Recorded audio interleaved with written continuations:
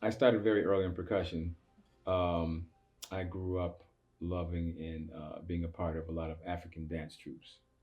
Um, that's my introduction into that whole, the world of music.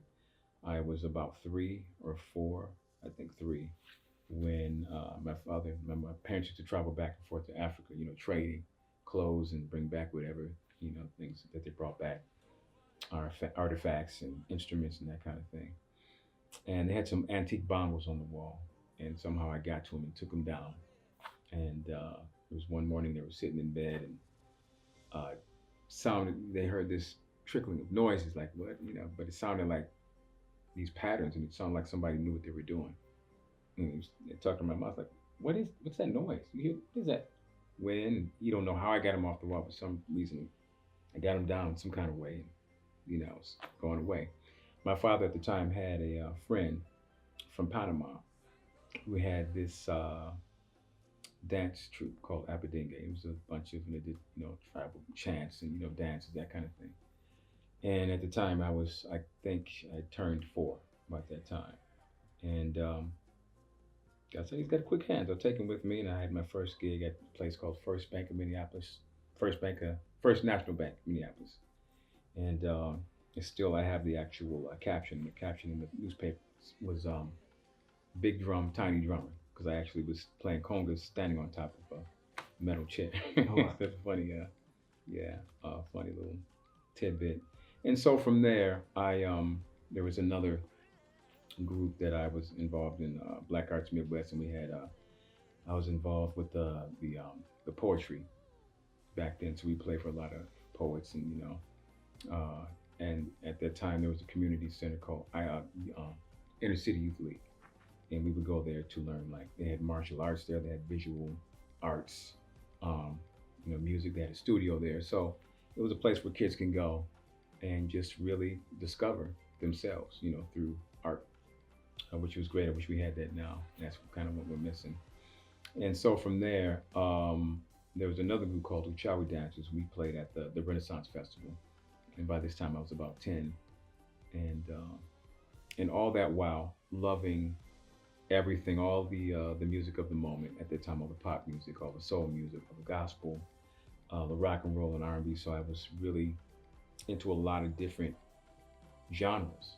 And in the middle of America, you had top 40 playing, and at that time it was like Journey in the '70s, a lot of rock groups, and that's why Prince sounded the way that he did, because you had the influence of all these different styles, and at that time on the radio it was just different, where you can really hear a mixture.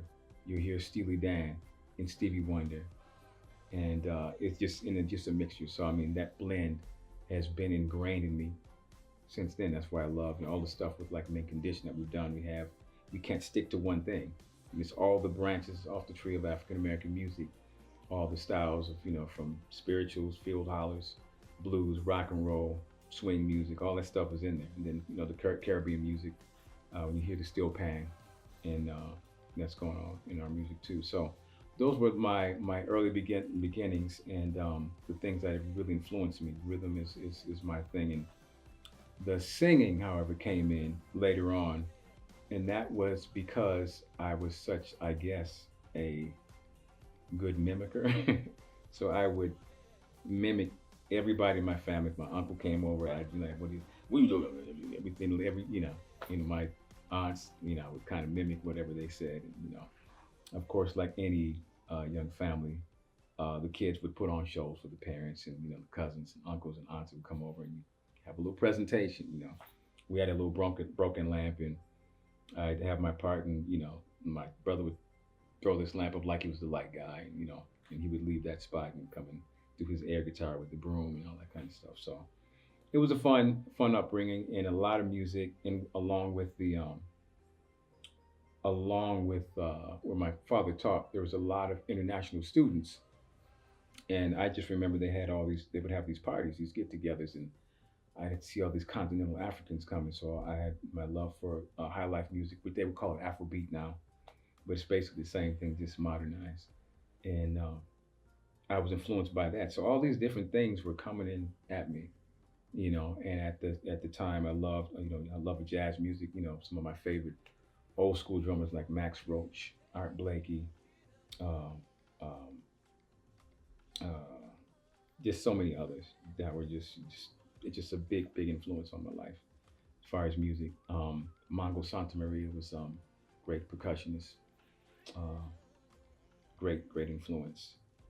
So all these things were happening, and I said the pop music was happening. So all these different influences were just kind of cooking inside me the whole time, and it became a part of who I am today.